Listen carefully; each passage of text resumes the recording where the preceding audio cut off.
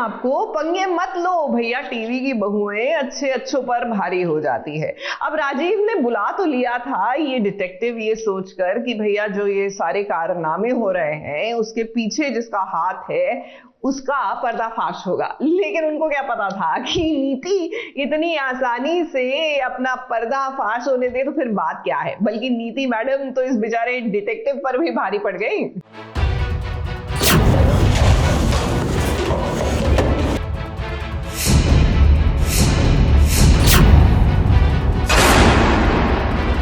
बहुत बड़ी इंफॉर्मेशन है मेरे पास।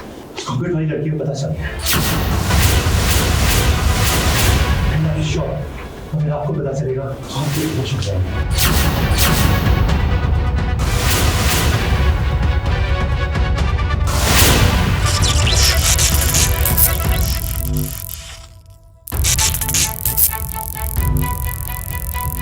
ये तो सच में एक जोक हो गया है। जिस डिटेक्टिव को एक घर में लाया गया था जासूसी करने के लिए, आज देखिए उस डिटेक्टिव की हवा निकल गई है और उसकी हवा निकालने वाली कोई और नहीं है बल्कि नीति है। अब नीति पहले से ही भाप गई है कि उसका पर्दाफाश होने वाला है, क्योंकि डिटेक्टिव को इस बात का पता चल गया है कि हमला करने वाली कोई और नहीं बल्कि नीति थी। मुझे पता चल जाता है कि वो डिटेक्टिव है और उसे पता चल जाता है कि वो घूंघट वाली जो लड़की है जिसे संजू ढूंढ रहा है वो शायद मैं ही हूँ, क्योंकि मेरे ही कबर्ड से वो साड़ी मिली है जिसमें वो घूंघट वाली लड़की थी।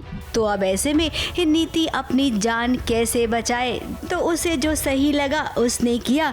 डिटेक्टिव की जान लेने की कोशिश की। डिटेक्टिव पर उसने बिजली के तार फेंक दिए और उसे करंट लगा और देखिए कैसे राजीव और परी के कमरे के बाहर आकर वो गिर गया। नीति को पता चल गया है कि डिटेक्टिव को मुझ पे शक हो गया और वो शायद वो रिवील करने वाला है संजू और परी के सामने कि मुझे पता चल गया है कि कौन है वो लड़की।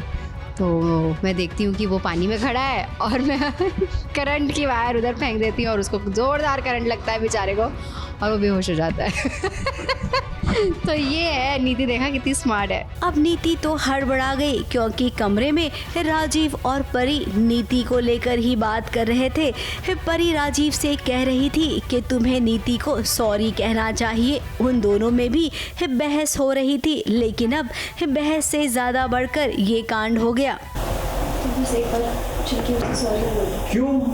मेरी क्या गलती? मैं क्यों सॉरी बोलूं उसे? डांस वो कर रही थी, मैंने उसे तो हटाया था सिर्फ। हर्षित पर तुम्हारी वजह से वो हर्ट हुई है। अगर वो हर्ट हुई है तो उसकी गलती की वजह से हर्ट हुई है ना। इसमें मेरी क्या गलती है? बट मैं क्यों सुन मैं सॉरी नहीं बोल सकता प्लीज।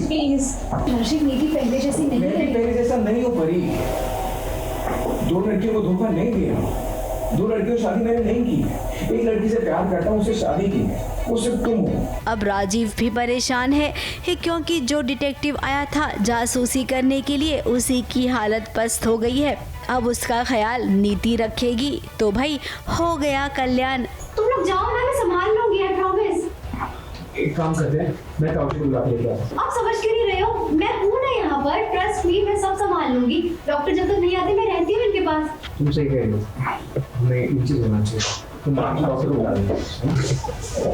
नीति का काम हो जाता है कि भाई दोनों चले गए, नाउ शी कैन प्लान कि अब उसके साथ क्या किया जाएगा। अब वो बेचारा फंस गया, वो अकेला नीति के चंगुल में फंस चुका है। अब देखते हैं नीति क्या करती है उसका। अब बेचारे डिटेक्टिव की जान बचेगी या भगवान को प्यारी हो जाएगी, इसकी गारंटी कोई नहीं दे सकता है। मुंबई से सोनू शुक्ला के साथ एबीपी न्यूज़ रिपोर्ट।